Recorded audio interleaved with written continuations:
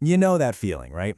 You're staring at this huge pile of your own notes, maybe getting ready to write a report, and you just feel this sense of dread. It feels like such a chore.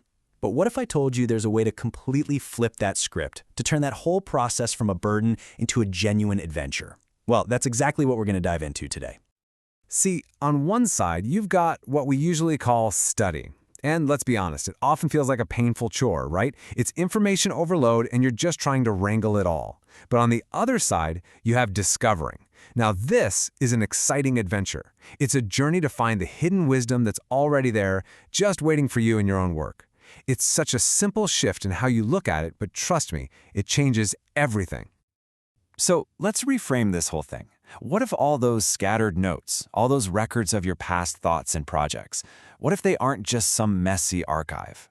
What if they're actually a treasure map, one that your past self made for you, leading to something incredibly valuable? And this brings us right to the heart of this explainer, an invitation to adopt what we're calling the treasure hunt mindset. So what is the treasure hunt mindset exactly? Well, it's all about changing why you're doing something. You're not looking back at your work because you have to. You're doing it because you're genuinely curious about what you might find.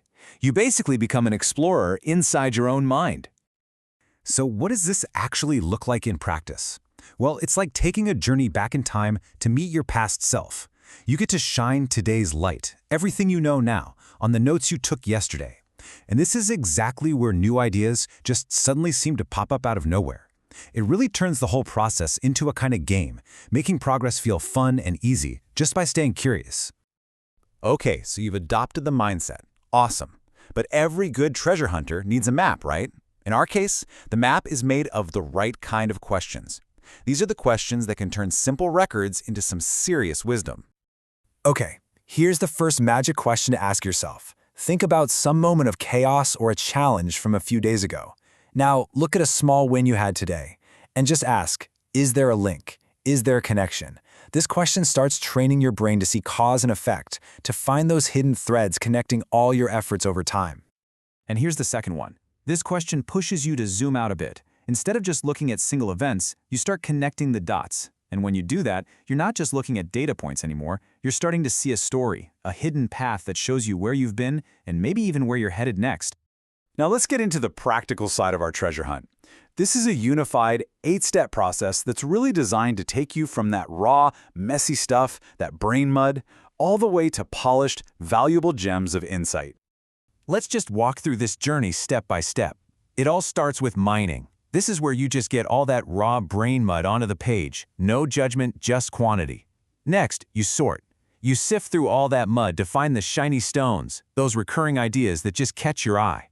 Then, you draft. This is where you start shaping those ideas and, in the process, you discover what you really think. After that, you're fleshing it out, adding real stories, especially the failures, to make it human and relatable. Now this next one is crucial. You have to cool off. Step away, let your brain rest, and put it all together. The sixth step is refining, where you really polish your insights like a true craftsman. Before you're done, there's the final appraisal, a moment to genuinely look at your work and say, wow, I did great. And finally, you ship it. You share your treasure with the world. So here's the most important thing to get about all this. This process is not about creating a perfect masterpiece right from the start. Not even close. The goal is just to start moving, to get your hands dirty with that brain mud. Clarity, perfection, those things come later. They're byproducts of the process, not things you need to have before you begin. And believe me, this isn't just a nice theory. This has real-world power. Take the story of a developer who, way back in 2009, was facing this huge task of learning a totally new field, electrical engineering. Instead of getting overwhelmed, he used this exact 8-step process. By always mining, sorting, and refining the chaos of his notes, he didn't just learn, he uncovered these deep insights. And that disciplined curiosity, that treasure hunt mindset, it literally propelled him from being a student in a new field to becoming a CTO, negotiating deals on a global scale. And this brings us to the ultimate reward, right? The treasure chest at the end of our hunt. This is where we go beyond just organizing information and we actually arrive at true earned wisdom. I want you to really let this sink in. Your past self is your best consultant. Just think about that for a second. The person who took those notes, who struggled with those problems, they've already done the field work for you. They've mapped out the territory. All of their experience is right there, just waiting. Your job is simply to be a good explorer and listen to your guide. So how do you make this a real habit? The key is to design what you might call a sacred review gap. This is dedicated, protected time in your schedule just for going on these little treasure hunts. And you have to remember the rule. You do it not because it's on your to-do list, but because you are genuinely curious about the treasure you might uncover. So here is my challenge to you. Sometime today, just open up whatever notes you took 3 days ago. Don't try to organize them. Don't try to perfect them. Just read them. I promise you, there is a message from your past self in there, waiting for you to find it. The hunt begins now.